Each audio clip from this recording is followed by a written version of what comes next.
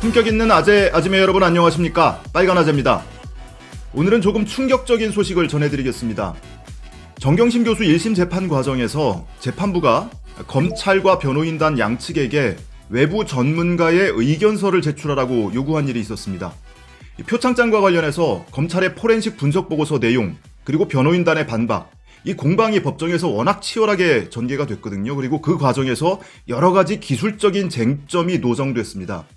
그러니까 재판부가 어느 순간부터는 이거를 해석하는데 좀 어려움을 겪었던 거예요. 그래서 법정에서 이런 한탄을 하죠. 야, 앞으로는 판사하려면 이공개 지식이 있어야 되겠네 라고 한탄을 하기도 합니다.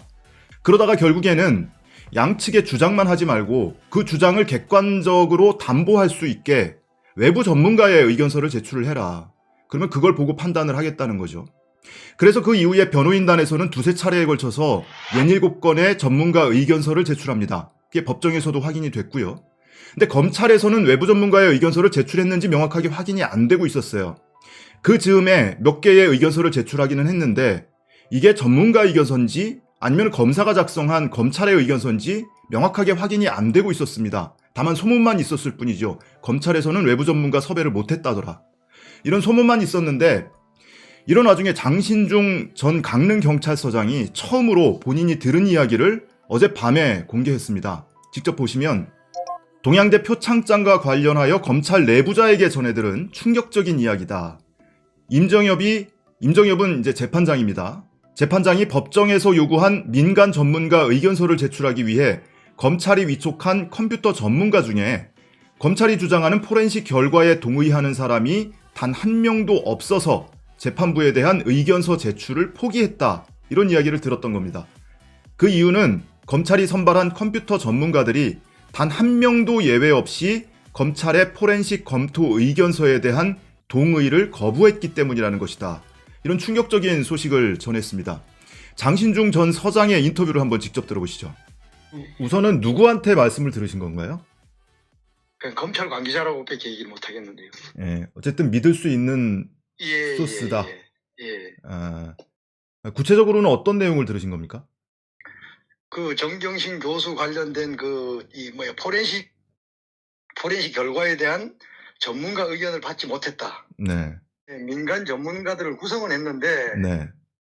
그분들이 그 내용에 대해서 자신의 이름으로 서명하는 것을 거부했다고 얘기합니다. 그 이유가 뭘까요? 그 이유는 그분들이 기본적으로 이 검찰은 과학을 하는 분들이잖아요. 네네. 모든 것을 그 컴퓨터를 통해서 입증할 수 있는 내용만 본인들이 그걸 이 과학도 입장에서 인정할 수 있을 건데 네. 검찰 내부 보고서에 있는 그 내용들이 예. 입증 불가능하다면 그건 과학도 입장에서 못하겠죠. 아무리 그분이 정치성에 어떻다고 하더라도 못하겠죠. 그러니까 재판부의 요구를 받고 검찰이 전문가를 섭외했는데 그 전문가들이 검찰의 포렌식 분석 보고서에 동의하는 수준의 의견서에 본인 이름으로 그런 의견서를 제출하기를 다 거부했다. 이런 겁니다. 지금 인터뷰 내용 중에 일부는 장신중 전 서장이 직접 들은 이야기, 그리고 일부는 본인의 의견도 가미가 되어 있는 것 같습니다. 전원을 이야기하고 있기 때문에 어디까지 믿을 수 있을지에 대해서는 각자의 판단의 몫으로 남기겠습니다. 다만 이와 같은 사실을 뒷받침할 만한 흔적이 여러 곳에서 발견되기는 했습니다. 차차 말씀을 드릴게요. 자, 우선은 재판부가 양측의 외부 전문가 의견서를 요구한 과정은 이렇습니다. 지난해 7월과 8월 두 차례에 걸쳐서 대검 포렌식 분석관이 증인으로 출석합니다. 검찰도 신문을 하고 변호인도 신문을 하죠. 포렌식 분석 보고서 내용을 토대로 검찰은 표창장을 정경심이 위조했다라는 것을 입증하는 데 주력을 했고요. 변호인단에서는 반대로 포렌식 분석 보고서 내용대로 보더라도 이와 같은 방법으로 정경심 교수가 위조하는 것은 불가능하다. 그것은 정경심 교수가 한 것이 아니다라는 것을 입증하는 데 주력을 했습니다. 그 이후에 10월 중순에 검찰이 서증조사 과정에서 법정에서 표창장 위조 시연을 하죠. 30초면 뚝딱 만들 수 있다라면서 이른바 30초 시연을 합니다. 여기에 2주 뒤에 변호인단에서 반박 시연을 합니다. 그 같은 방법으로 이 같은 결과물이 나올 수 없다라고 반박을 하죠. 자, 그런 과정에서 변호인단이 이 포렌식 분석 보고서 내용의 허위성을 주장을 합니다. 대표적인 한 세 가지 사례를 들면서 뭐 맥주소에 관련된 문제라든지 아니면 키스트 확인서를 증명하기 직전에 이 복합기가 설치된 흔적 뭐 이런 것들이 포렌식 분석 보고서에 적혀 있는데 사실과 다른 내용이다, 허위다 이런 주장을 펴니다. 그러면서 한 발 더 나아가서 이 포렌식 분석 보고서는 허위 공문서 작성죄에 해당될 수 있다. 합당한 책임을 물어야 하지 않을까 고민하고 협의 중이다. 이런 엄포까지 놓기에 이르릅니다. 여기까지 가니까 검사가 발끈합니다. 변호인의 문해력이 좀 떨어지는 거 아니냐. 이렇게 인신공격을 하다가 재판장에게 주의를 받고 변호인에게 사과를 하기까지 갑니다. 이 상황에서 재판장이 양측의 기술적 주장에 관해서 왜 전문가의 확인을 안 받냐. 2주 내로 외부 전문가의 확인서 또는 의견서를 제출해라. 그 의견서에는 대검의 무슨 포렌식 담당자 이런 사람 빼고 뭐 동양대 교수 이런 사람 다 빼고 객관적으로 의견을 확인해 줄 수 있는 사람의 의견서를 제출해라. 이렇게 요구를 한 겁니다. 두 가지 목적이죠. 객관성과 신뢰성을 담보하기 위한 거였습니다. 자, 그 이후에 변호인단에서는 11월 5일 최종 변론과 결심이 있던 날 외부 전문가의 의견서 4건을 제출합니다. 그 중에는 문서 감정인, 그리고 전산학 교수, 네트워크 전문가, 그리고 소프트웨어 엔지니어의 의견서를 제출을 하는데 그 중에는 국가수에서 25년 동안 근무한 경력이 있는 사람의 의견서도 포함이 되어 있습니다. 그리고 그 이후에도 두세 건의 의견서를 추가로 제출했던 걸로 알고 있습니다. 자, 검찰은 그날 의견서를 제출하지 않았어요. 그러다가 지난해 11월 12일 재판부가 요구한 딱 2주 만에 의견서를 몇 건을 제출합니다. 지금 그 기록을 보시면 이건 공개되어 있는 기록입니다. 11월 12일에 제출된 여러 가지 의견서 중에 강사휴게실에서 발견된 PC 1호와 관련된 의견서도 있고요. 그리고 사설 IP, 운영체제 변경과 관련한 의견서도 있고, 그다음에 PDF 파일의 여백 조정과 관련한 내용, 그리고 타임라인과 관련한 내용, 뭐 이런 내용의 의견서를 제출을 합니다. 그런데 이렇게 7건의 의견서를 제출하는데 이것이 외부 전문가의 의견서가 아니고 검사가 작성한, 검찰이 작성한 의견서라는 겁니다. 이 검찰이 제출한 의견서는 재판부의 판결문에도 일부 인용이 됩니다. 그 내용은 뒤에서 소개해 드리겠습니다.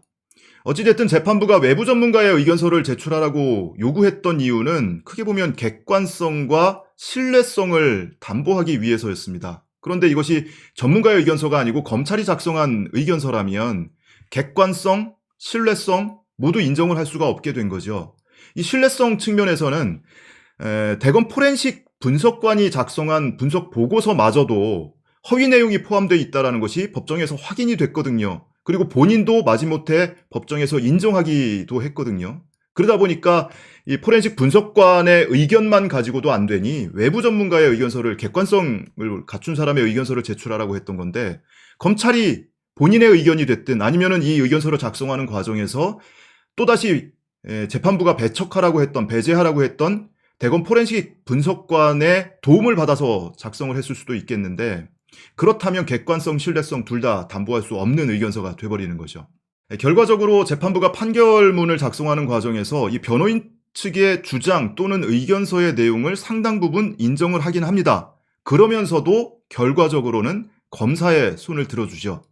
몇 가지 살펴보면 검찰이 30초면 충분합니다라고 했던 그 30초 위조 시연의 결과물에 대해서 변호인단에서는 HWT 한글 파일 상태에서 출력을 해서는 그와 같은 결과물이 나올 수 없다.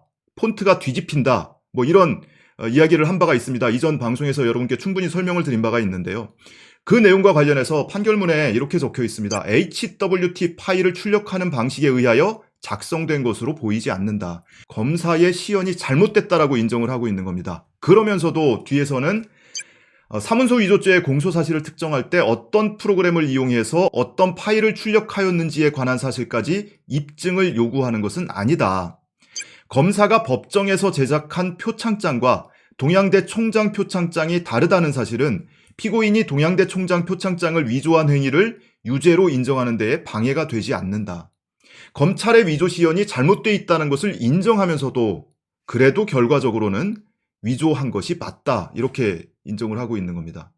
뒤에 가서 보시면 공소사실과 일부 다른 방법으로 총장님 직인점 JPG 파일을 생성한 사실이 인정되거나 총장님 직인점 JPG 파일을 생성하게 된 구체적인 경위 및 방법에 대한 증명이 일부 부족하더라도 위 공소사실을 유죄로 인정할 수 있다.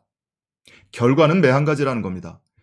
여러 가지 근거를 들고 있는데 그 근거 중에 일부는 검찰이 제출한 외부 전문가의 의견서가 아닌 검찰이 작성한 것으로 보이는, 적어도 의심되는 그 의견서의 내용을 인용을 하고 있습니다. 검사가 2020년 11월 12일자 검찰 의견서 I-48을 통해 설명한 것과 같이 이런 내용이 포함되어 있습니다. 검찰 의견서라고 되어 있죠. 이것은 조금 전에 보여드렸던 그 제출 서류 내용 중에 I-48번 항목 운영체제와 관련된 의견서를 얘기하고 있는 겁니다. 검찰 의견서라고 판결문에 쓰고 있어요.